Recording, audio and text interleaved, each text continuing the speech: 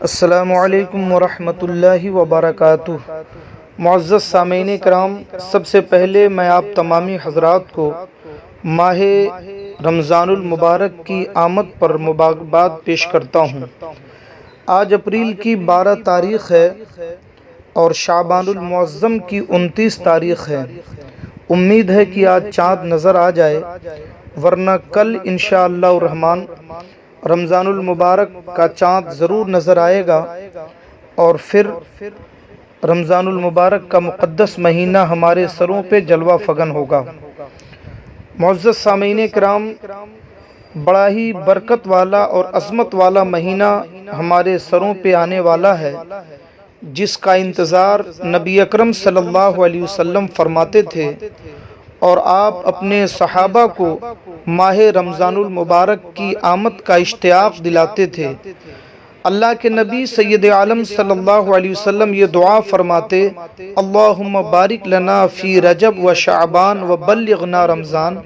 اے اللہ، تو ہمارے لیے ماہ رجب میں اور ماہ شعبان میں برکتیں عطا فرما اور ہماری عمر اتنی لمبی کر دے کہ رمضان کا مقدس مہینہ مل جائے۔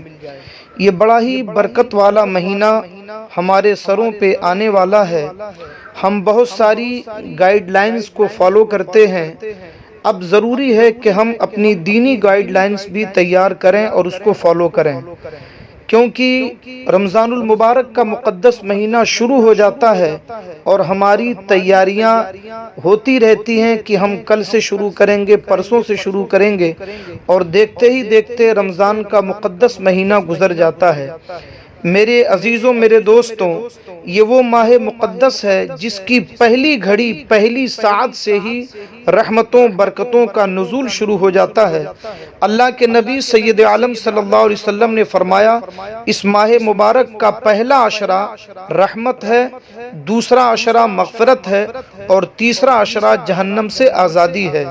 اللہ کے نبی سید عالم صلی اللہ علیہ وسلم نے ارشاد فرمایا: من صام رمضان ایمانا و احتسابا غفر لہ ما تقدم من ذنبہ، جس نے ایمان اور احتساب کے ساتھ، خلوص و للہیت کے ساتھ رمضان المبارک کے مقدس مہینے کا روزہ رکھا تو اس کے تمام گزشتہ گناہ معاف ہو جاتے ہیں۔ اللہ کے نبی سید عالم صلی اللہ علیہ وسلم نے ایک حدیث شریف میں ارشاد فرمایا کہ اللہ تعالی نے میری امت کو 5 ایسی چیزیں ماہ رمضان میں عطا فرمائی ہیں جو ہم سے پہلے کسی نبی کو عطا نہیں کی گئیں۔ پہلی بات یہ کہ اللہ تبارک و تعالی جب رمضان المبارک کی پہلی رات ہوتی ہے تو اللہ تعالی بندوں کی طرف نظر رحمت فرماتا ہے، اور اللہ جس کی طرف نظر رحمت فرماتا ہے اسے جہنم میں داخل نہیں کرتا۔ اللہ کے رسول فرماتے ہیں دوسری چیز کہ روزے دار کے منہ کی خوشبو اللہ کی بارگاہ میں مشک اور کستوری کی خوشبو سے زیادہ بہتر ہے۔ تیسری چیز اللہ کے رسول نے فرمایا کہ روزے دار کے لیے اللہ کے فرشتے رات اور دن بخشش کی دعا کرتے ہیں۔ چوتھی چیز اللہ کے رسول نے فرمایا کہ جنت کو روزے داروں کے لیے آراستہ کر دیا جاتا ہے۔ اللہ فرماتا ہے کہ میرے بندے دنیا سے تھکے مادے آئیں گے اور میری جنت میں آرام کریں گے۔ اللہ کے رسول نے فرمایا 5ویں چیز یہ ہے کہ رمضان کی جب آخری رات ہوتی ہے تو اللہ تعالیٰ سارے روزے داروں کو بخش دیتا ہے۔ ایک صحابی رسول نے عرض کیا: یا رسول اللہ، کیا یہ شب قدر ہوتی ہے؟ اللہ کے رسول نے فرمایا کہ نہیں، بلکہ جب مزدور اپنا کام پورا کر لیتا ہے تو اسے پوری اجرت اللہ تعالیٰ کی جانب سے عطا کر دی جاتی ہے۔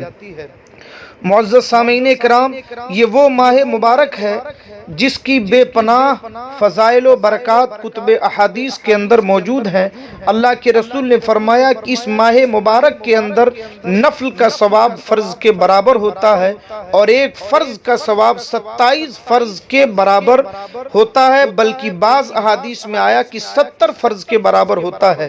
میرے عزیزوں، میرے دوستوں، ایک دوسری حدیث میں اللہ کے نبی نے ارشاد فرمایا کہ جس نے رمضان کا مبارک مہینہ پایا اور وہ اپنی بخشش نہ کرا سکا تو وہ شخص واقعی بدقسمت ہے۔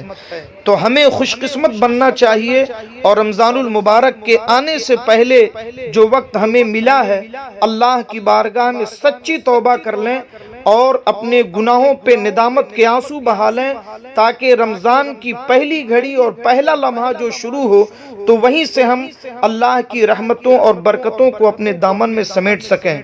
میں ایک بات عرض کرنا چاہوں گا کہ اللہ تعالیٰ نے ہمیں دو چیزوں سے مرکب کیا ہے، ایک ہے جسم اور ایک ہے روح۔ جسم کی غذا کھانا پانی ہے، مگر روح کی غذا اللہ کی عبادتیں ہیں۔ تو 11 مہینے ہم اپنے جسم کو پالتے ہیں، مگر یہ ایک مہینہ اللہ نے ہمیں روح کی پرورش کا مہینہ دیا ہے۔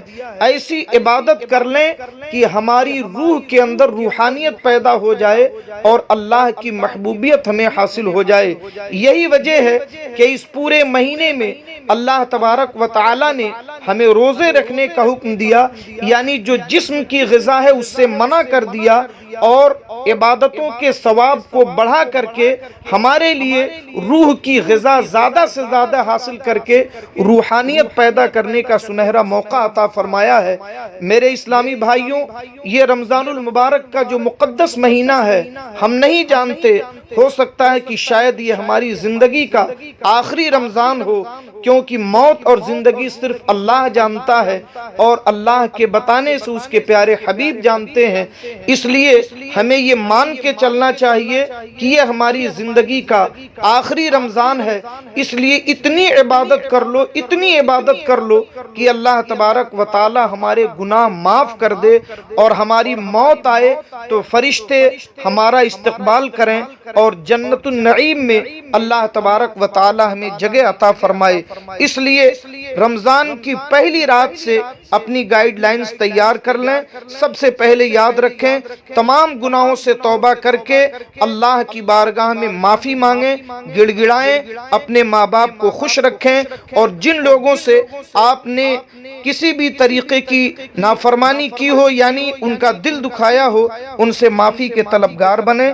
رمضان کی پہلی ساعتوں سے ہی عہد کر لیں کہ آپ نیکیوں سے وابستہ ہو جائیں گے، نمازوں کی پابندی کریں، تراویح میں شرکت کریں یا گھر میں تراویح پڑھیں اور روزے کی پابندی کریں کہ کوئی روزہ آپ کا چھوٹنے نہ پائے۔ قرآن مقدس کی تلاوت روزانہ کریں، نبی اکرم صلی اللہ علیہ وسلم پر روزانہ کثرت کے ساتھ درود شریف پڑھیں، کم سے کم 313 مرتبہ ضرور درود شریف پڑھیں اور روزانہ صدقات و خیرات کریں، مجبور اور نادار لوگوں کی امداد کریں، مدارس اور علماء کا خیال رکھیں اور باقی جو بھی وقت ملے آپ کی زبان پر دنیا داری اور دنیا کے معاملات کے بجائے کلمات طیبات، تسبیحات، درود شریف اور استغفار وغیرہ کے کلمات ہونے چاہیے۔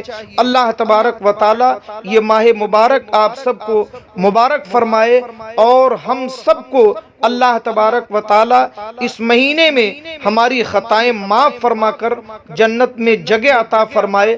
اللہ تبارک و تعالی اپنے حبیب کے صدقے میں جو کچھ میں نے بیان کیا سب سے پہلے مجھے اور پھر سارے عالم اسلام کو عمل کی توفیق عطا فرمائے۔ السلام علیکم ورحمۃ اللہ وبرکاتہ۔ محمد اختر رضا خان مصباحی مجددی، خادم التدریس والافتاء، دارالعلوم مخدومیہ، جوگیشوری، ممبئی، انڈیا، ورکن جماعت رضائے مصطفیٰ، ممبئی۔